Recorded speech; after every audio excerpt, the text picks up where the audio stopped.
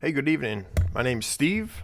I started doing these live streams every Sunday night, although I haven't done it for the last couple weeks. Last week was Easter. Hope you all had a great Easter. All these YouTube videos start off with, well, not live streams, but a sneak peek of what's to come. So, obviously, since I can't do that for a live stream, I'll just run down a few of the stories. First, you can see on my screen here, I'll get to that in a second. We have crazy Canadian law. The Equality Travel Advisory to Florida. There was a person that went on MSNBC and said that God made her in her image. Okay, talk about that. Talk about Trump's favorite Bible verse, which is an old clip, but one of my favorites. There was a crazy lady in Target asking for reparations for over $1,000 grocery cart bill, which is pretty funny. And a member of, I think it was a National Guard or Airmen or something in Tennessee, actually tried to enlist for rentahitman.com. I am not making that up. So, anyways, stories I find funny or amusing over the past couple weeks. Just want to talk about that. First, let me just make sure audio is working. Yep. So, I just spent the last 2 hours watching this video right here by Michael Knowles. Interviewed this guy named Joshua Zatkoff. I couldn't stop listening to this guy's testimony. And I literally just finished it like 15 minutes ago. And I got to tell you, it is wild and powerful. So I'm kind of recovering and digesting this testimony this guy had, and where he's tried every kind of drug you can imagine and in and out of jail, and then even took mushrooms 2 years after becoming, a hardcore Christian type of thing, and what that experience is like. And I gotta tell you, listen, if you start that, you're not going to finish it. I just listened to it straight through. I highly recommend it. I will put that link in the comment section of this video or whatnot. But whew, powerful testimony. All right, so let's get to today's crazy news. I normally don't care so much about what's going on in other countries, but our neighbors up north in Canada, they're going off the deep end. And it's normally a sign of things to come here in America. Maybe not so much this, because we have strong freedom of speech laws, but that seems like it's changing. So they proposed a bill that would criminalize offensive remarks within 100 meters of drag performances. Oh, boy. And that's not even the crazy part. The crazy part is the press conference they had and the photo and video that emerged from this thing. This is a snapshot of the press conference they had announcing this new law or proposed law. This it's almost as if they're like trying to troll us and put every kind of character up on stage. That look, they have a witch over here. They got two dudes dressed like clowns. They have a disabled person. They have they have someone wearing a mask. An obese child for some reason. I don't know why they would drag her out on the... Oh, it's just terrible. But anyways, yeah, so Christopher Rufo said, a non-binary, a wizard, a witch, two drag queens, two maskers, a AWFL, not even sure what that is, a child, a disabled minority, and a cis white male just introduced legislation to make offensive remarks near drag shows a violation of law.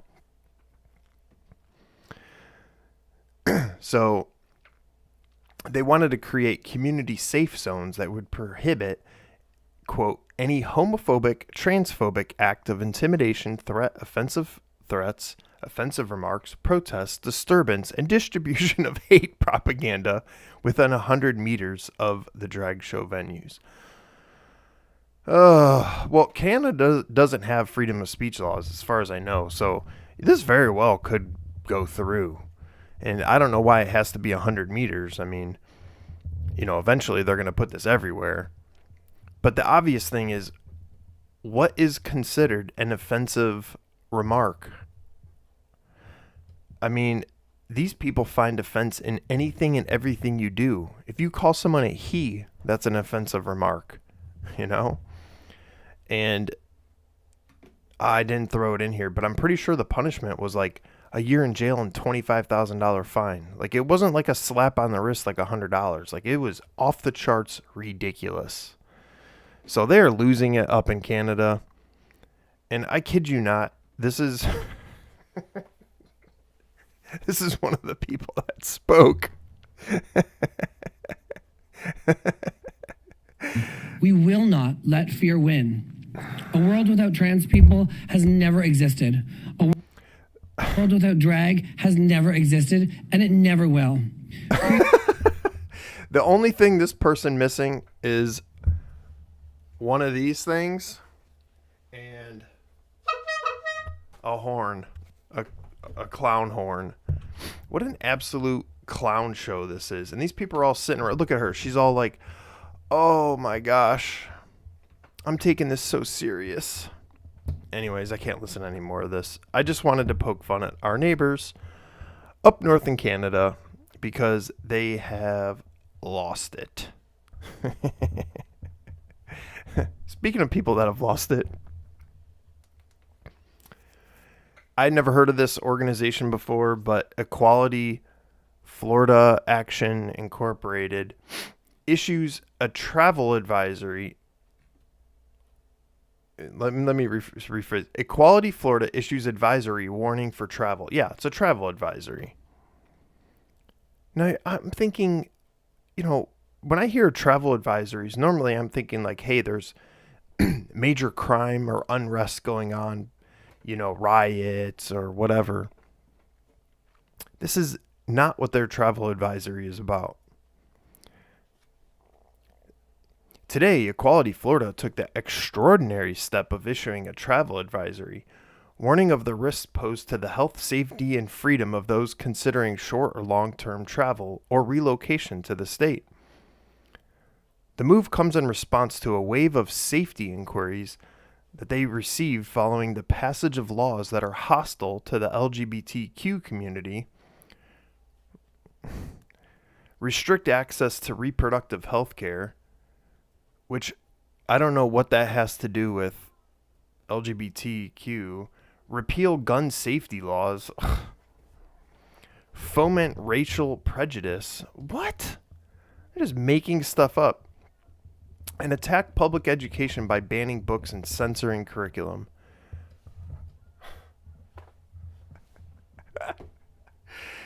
Oh my gosh. The banning of books is they don't want porn being shown and taught to kindergartners. Is that too much to ask? Now they're issuing a travel advisory? I mean, these people have lost it. As an organization that has spent decades working to improve Florida's reputation as a welcoming and inclusive place to live, work, and visit, it is with such great sadness that we must respond to those asking if it is safe to travel to Florida or remain in the state as the laws strip away basic rights and freedoms. So, kind of like what we've seen over the last 3 years of COVID is there's kind of been a reorg of kind of like a soft secession that Jeff Dice once said.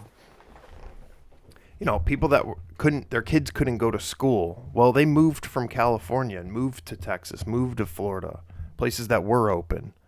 And, there is kind of this like reorg of, hey, there's a group of people here that really value freedom. And they're kind of cloaking this in freedom, which is completely ridiculous. And so in some ways, maybe this is a good thing because you want more like-minded people living, close to each other, so you're not at everywhere you go, no one's at each other's throats. Issuing a travel advisory as if there's like lynchings or something going on. It's just so completely absurd. And the other thing is, there's always going to be an argument over what kids are taught in school. I mean, by definition, some things are going to be excluded in a curriculum. You can only teach so much in an 8-hour day or 6-hour day, whatever it is. And basically what they said is, hey, we're not teaching kindergartners, first graders, and second graders, how to have anal sex. I kid you not, there are actually books out there for kids for that kind of a topic. It's completely ridiculous. And kids shouldn't be learning this. I don't even know how that's controversial. But if those people don't want to live in Florida or whatever, hey, maybe this is for the best. As I'm a Florida resident. All right. This happened a couple weeks ago. Oh, gosh. Joy Reid is probably the worst, news person. And of course she's on MSNBC. But they brought out these two Christians to come and talk about the religious right targets transgender Americans. Okay. And Charlotte, I mean, the thing is that there are real people that are being impacted. Your community is being impacted. And I wonder if there is a way to disentangle people's sort of not understanding of trans folks, right? I think the T is the toughest one in the alphabet soup, right? In the LGBTQ. The T gets right because people don't have an understanding. No, we have an understanding. We just don't believe it. I don't believe that a guy can magically become a girl and vice versa. There's no lack of understanding. That it's pretty simple. If they're not mean or not angry, don't have an understanding. Is there a way to sort of disentangle people? By the way, I say that, and I don't say that to be mean. It's just the truth, If you think the truth is mean, well, then that's on you. But, I mean, people have lost their minds. And that lack of understanding from this moral panic is now getting drag shows banned, even though that isn't trans. No. That has nothing to do with trans. I don't care if it's trans or drag or whatever. And it's not the fact that drag shows are being banned. It's because we don't want children at drag shows. This is again, I don't know how this is even controversial. Who thinks it's have you ever seen a drag show? I've never been to one, admittedly, but I've seen enough videos online where I pretty much know what a drag show is and know what it entails. And I can tell you with 100% certainty that children do not belong at them. I don't care if they're trans, drag, they don't belong at a strip club. They don't belong at Hooters. It's not for children. Anyways, that's not even why I'm playing this clip. I'm playing this clip because of what this dude says later. No, and I think children are only unsafe at drag shows when a shooter shows up to kill them. That's right. That's where the threat is. I would challenge anyone just to get to know trans people. We are a vibrant, diverse community, as diverse as anyone else. I'm from the great state of Texas. I served in the military. I go to church every Sunday. My faith is very important to me. But God made me in her image. God made me. God made me in her image. So obviously he said that just to trigger me, and it worked. But let me continue. Let me play the rest of what he says. Transgender. And to see these people so cynically weaponize this and exploit these children's debts and their teachers' debts, it breaks my heart. I wonder what those families are thinking right now. What do you feel when you have somebody like Michael Knowles say at CPAC, we need to eradicate transgenderism, and when somebody like Tucker Carlson says that transgender people are at war with Christians? I can't see Christ in their words. That's for damn sure. I don't see Christ in their words, and then I'm just going to swear on national TV. I mean, maybe damn isn't the worst word or whatever, but I mean, when I was growing up, I wasn't allowed to say damn. He literally just said, I don't see Christ in their words. That's for damn sure. Would you say that in front of your pastor? Would you say that in front of your kids? Come on. I can't see where the biblical principles of loving your neighbor and walking the walk with Christ that they can see. So, yes, we are supposed to love our neighbor. And we're supposed to love our enemies, which is even harder. Or if your neighbor is an enemy. But you still need to speak the truth. And sometimes the truth hurts. And this person, no matter how much makeup they put on, no matter how they do their hair, is a guy. Okay? I don't know. It's that simple. Anyways, it triggered me when they talked about made God in her image. And so, Charlotte, before I address that, did a quick search on this guy.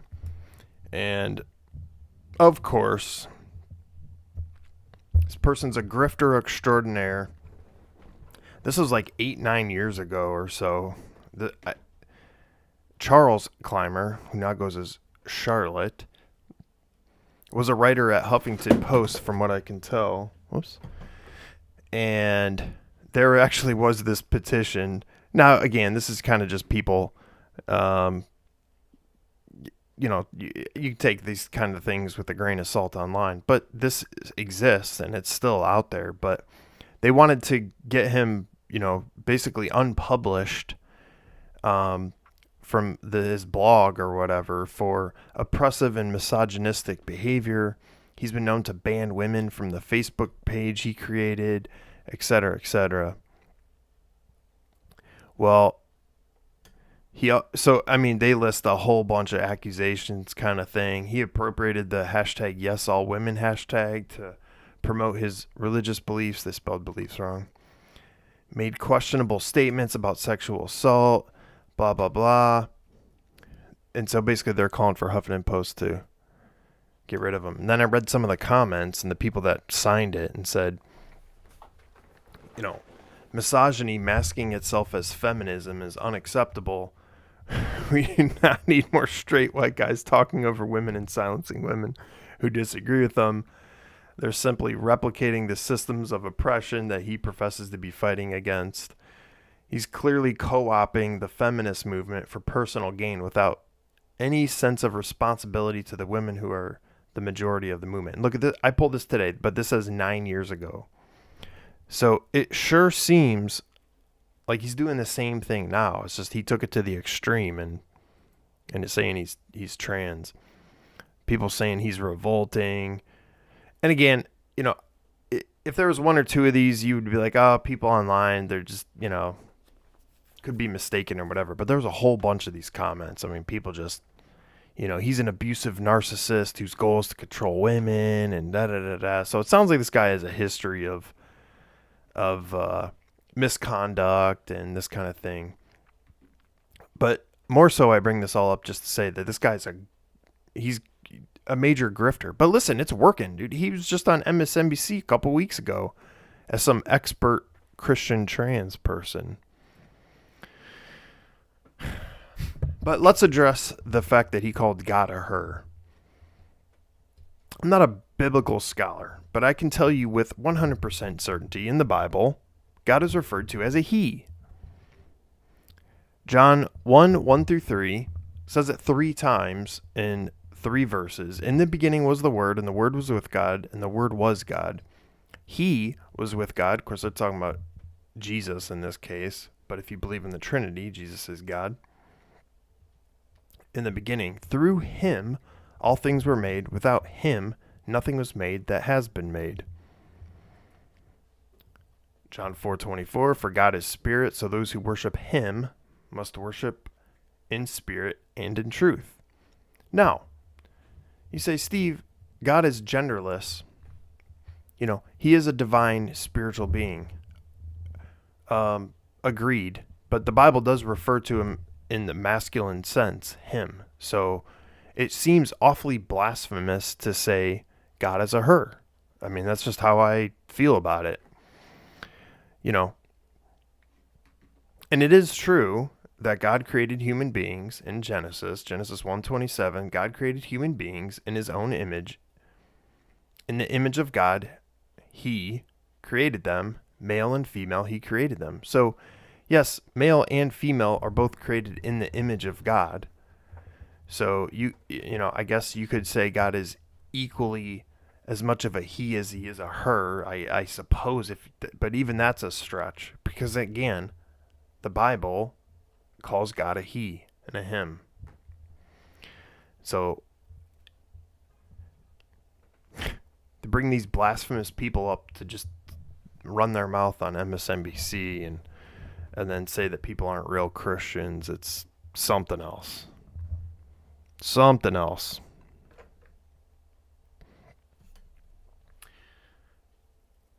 All right. Speaking of religion and the Bible, this is one of my favorite clips. In fact, I haven't watched it in a while. I just downloaded it, and I haven't watched it in probably over a year. But they ask Trump what his favorite book of the Bible is, or favorite verse. I don't know. Let's watch it and see how this goes. Okay. You mentioned the Bible. You've been talking about how it's your favorite book, and you said, I think last night, and I. So, right off the bat, it's like that would be something Trump would say. The Bible is my favorite book. I can't do a Trump impression. I am the worst at doing impressions, but it's my favorite book ever. Well, some people are surprised that you say that. I'm wondering what one or two of your most favored Bible verses are, and why. I wouldn't want to get into it because to me that's very personal. When I talk about the Bible, it's very personal, so I don't want to get into verses. I don't want to get into. There's no verse that means a lot to you that you think about or cite. The Bible means a lot to me, but I don't want to get into specifics. Even to cite a verse that you like. No, I don't want to do that. I mean, Old Testament guy or New Testament guy? Probably equal. I think it's just an incredible. The whole Bible is an incredible. I joke. Very much so. They always hold up the Art of the Deal. I say my second favorite book of all time. But I just think the Bible is just something very special.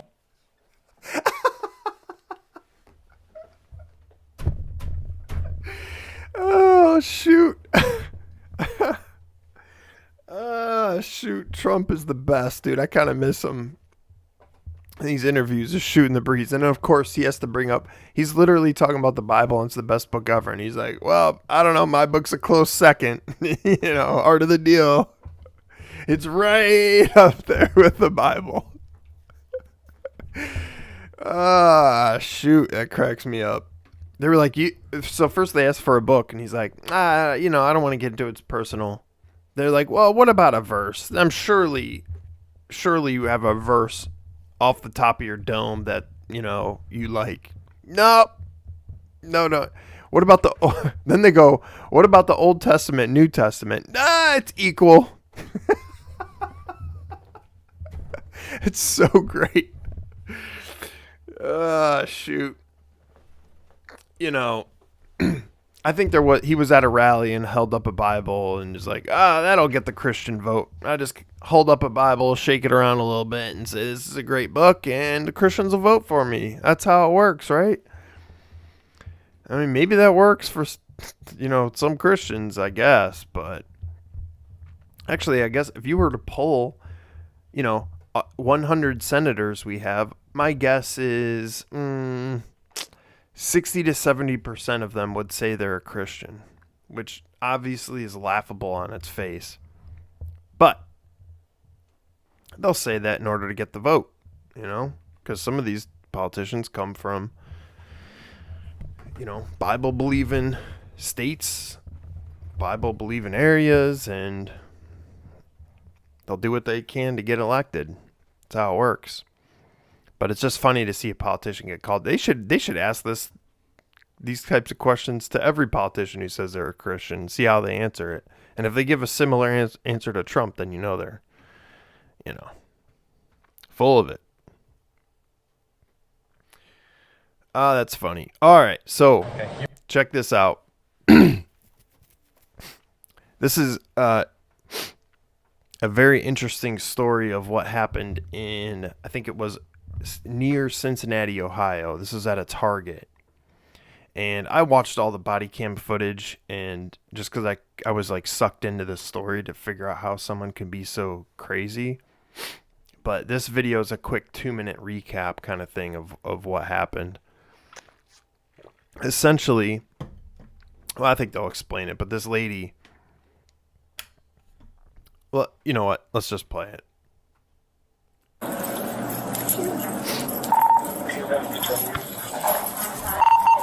21 safe for fire. 4487, 27, 4421, repeat. Safe for fire. So what happened? Okay, you seem secure at 2046. Okay. Came up, I tried to verbally de-escalate. She told me that she wanted to wreck it out, and I told her we couldn't do that. Okay. And then she said, "Excuse me," and I was like, "Man, like I need you to back up or leave, but we can't do that for you." So this lady had like at least a cart or two of I don't know what, groceries, electronics, I don't know what it was, but it was over $1,000. Now, I've bought a lot of stuff at grocery stores and Walmart and Target in my day. I don't think I've ever spent over $1,000. I mean, unless I was buying like a computer or something. Came to over $1,000. She didn't have enough money, so she goes and, kind of in a soft voice, asks the cashier for money. It sounds like, and then started saying stuff like, and then started getting real irritated. Got up in someone's face, talking about how she's been held down as a black woman and they need reparations. And they're like, "Ma'am, it's like a Sunday night. If you're looking for a donation, you're going to have to call in the morning, get a hold of someone at the office, because no one here can just give you $1,000. That's basically what was happening. Got to keep listening, though. So she started charging at me. I came all the way back into my office, into an enclosed space, and I hit her in the face. Okay. And I have it all on video. Ma'am, are you okay? Physically, I'm okay. Emotionally, I am there. Car 4 David 31. Okay. In front of the big lot, 825 Main. This lady's cuckoo for her Cocoa Puffs. So she got all irate and followed this dude all the way in his back office, and you can see it's a dead end back here. And then he just clocks her. Escape for suspicion. According to the manager's statement, a cashier called over the manager where the suspect was kind of whispering, asking her to make reparations regarding her groceries of over $1,000. Look at her get up in her face. The manager told the suspect that if she wanted a donation, she needed to call in the morning. This response led the suspect to become verbally aggressive. Led the suspect to become verbally aggressive, screaming and forcing the manager. She was already up in her personal space, and then she just went bop. She almost headbutted her. Oh, dang it. Regarding her groceries of over $1,000. Watch right here. The manager told the suspect that if she wanted a donation, she needed to call in the morning. This response led the suspect to become verbally aggressive, screaming and forcing the manager to back into the Look, she's bodying her up.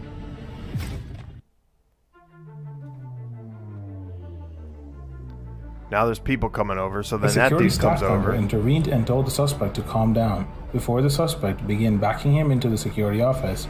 Telling an irate woman to calm down always works, right? While screaming. Look, she keeps following him. He keeps backing up, backing up. Inside the office, the security staff member punched the suspect in self-defense and then called the police.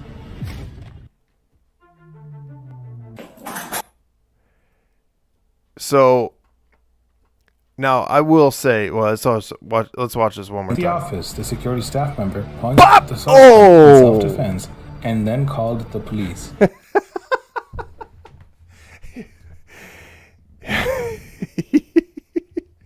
He said, "You want some reparations?" It's your reparations. And then called the police. Now, I'm joking. Now, I will say, him hitting her is probably a little unnecessary. I mean, yeah, that lady was nasty and was getting up in her face and, barged her way into that back office. But I don't know if he had to hit her. I mean, maybe that was the only thing that was going to wake her up. Dude, she got knocked. Dude, her purse or wallet or whatever went flying. Ooh. I mean, he clocked The security staff member punched the suspect in self-defense and then called the police. It is kind of self-defense. So, anyways, if you watch the rest of this video clip, this lady is delusional. And I should have pulled a couple clips, but she was like, and look, dude, it's almost 9 o'clock at night, and she thinks she's going to get a hold of someone to give her $1,000. So she was all like, this is my Rosa Parks moment. I'm standing up for I'm being oppressed, and you've benefited off this system and this, that, and the other thing. Like, all the kind of like Democrat talking points that get people all worked up. And apparently some people like really believe that, like to their core. Like, and not only do they believe that, but they believe that some random store or cashier is just going to give them money because of that. And it's like, this lady was delusional. And I tell you, you should go check out this body cam footage because it's crazy. The lady was like losing it. But yeah, man. People talk about everyone on the right being radicalized and, we got to watch out for, all these radical folks on the right. Well, shoot, the same thing happens on the left. I mean, heck, we just saw the shooting in Christian school. A trans dude or trans girl, whatever. I mean, shit, this stuff happens all the time. We're just living in a politicized time, and people are at each other's throats. It's just nuts. Now, I will say, I don't see this in my everyday life, thankfully. I go to the grocery store, and everyone's pretty civil, and I'm thankful for that. I think it just, when you see this stuff online, it brings it to the forefront and makes it seem like it's more common than it is, but I don't know. If this is a sign of things to come, it's crazy. Because this lady was nuts. All right, I got one final story left here. This story almost doesn't seem like it's real. Tennessee National Guardsman caught trying to moonlight as a hitman. So I'm going to read you the story first, and then I'm going to show you the website that this guy actually went to. A Tennessee National Air Guardsman is facing charges for allegedly submitting his resume to what he thought was a website hiring contract killers, but in reality was a parody site that tipped off federal authorities. It's so crazy. It's so unbelievable. So it's a 21-year-old guy. He's not even like an 18-year-old kid. He's 21, still young, but he was charged with using interstate commerce facilities in the commission of a murder for hire after allegedly submitting an employment inquiry to, I kid you not, rentahitman.com in February. According to prosecutors, he worked for the Air National Guard while submitting a query expressing interest in, quote, obtaining employment as a hitman.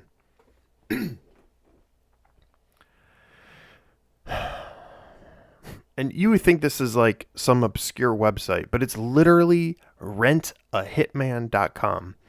So I went to that website, grabbed a few screenshots for you. And you won't believe that someone actually thought this was real.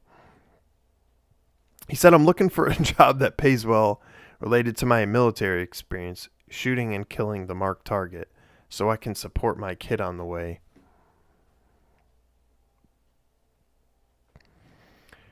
Ooh boy.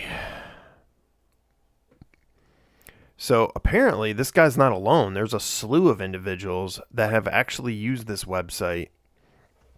I guess it was created in 2005 to advertise a cybersecurity startup company.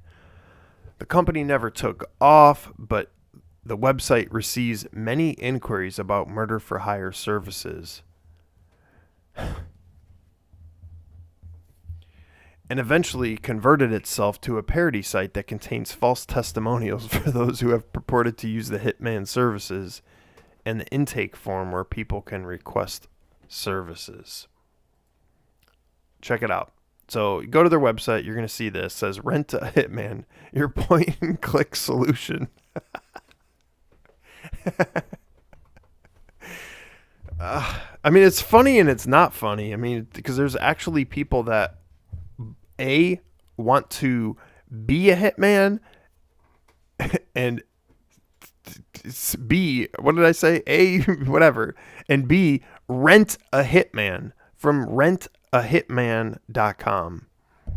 Anyways, they said they're 100% HIPAA compliant, and HIPAA in this case means the Hitman Information Privacy and Protection Act of 1964. That should be a dead giveaway right there. Your point and click solution.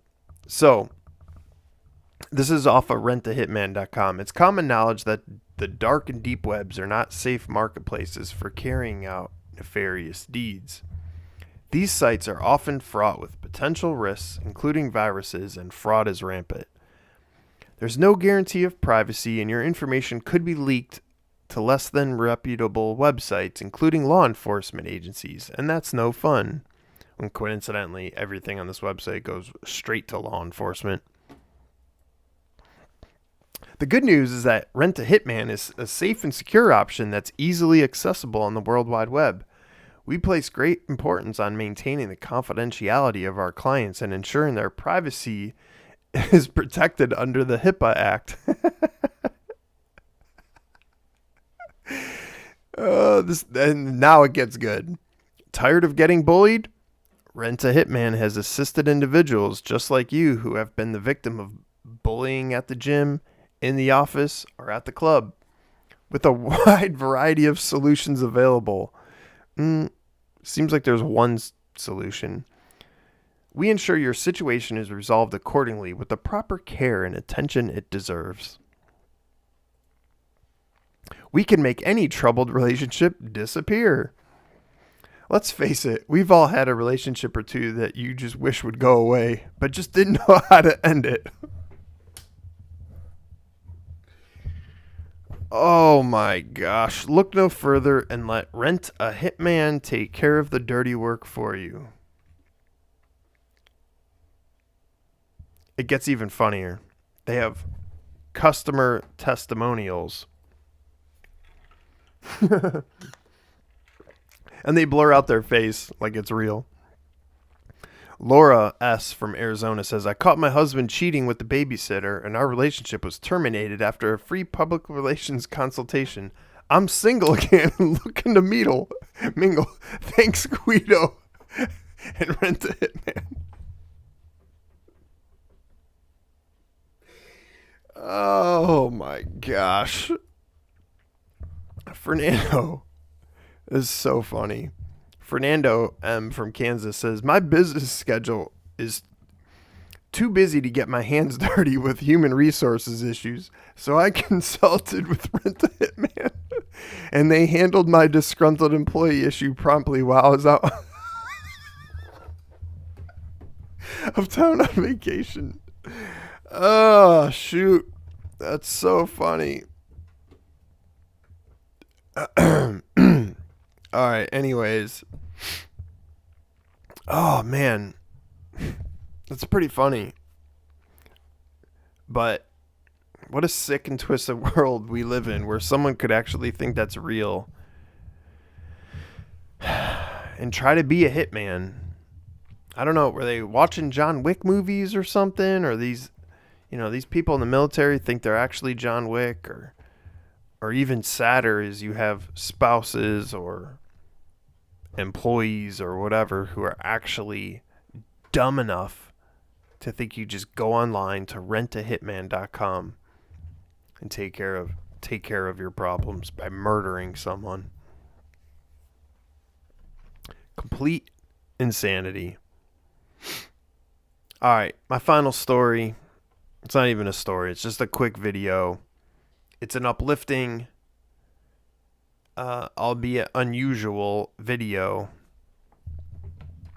that I just found inspiring. It's just a dude out here loving life. This guy loves trains, and let's see what he says. I got out of bed at 4:30 this morning as I heard that there was a really rare train coming through Shawford Station. It's a Class 56 and it's due through here in a moment. Yeah, it's thrashing.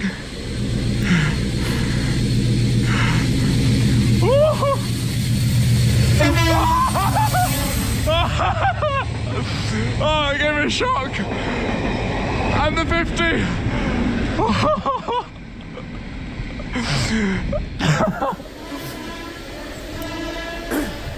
It's still doing tones.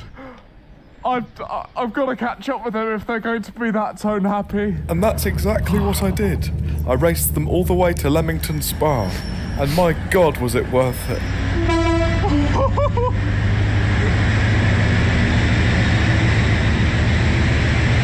He's running alongside of me. Yeah! Hellfire!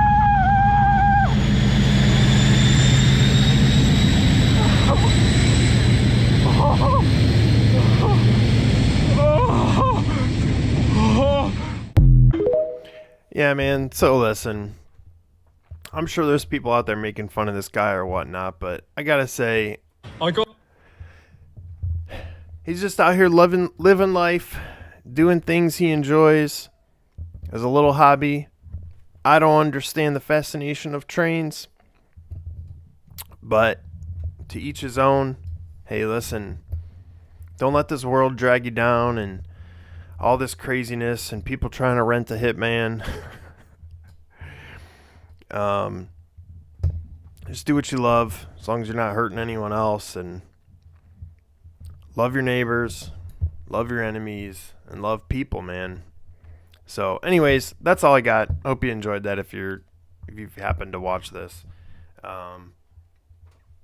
Like I said, I'll try to continue to do this each Sunday night.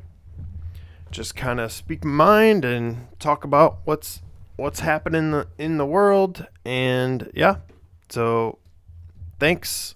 Have a good night, and I'll see you next time. Thanks. Bye.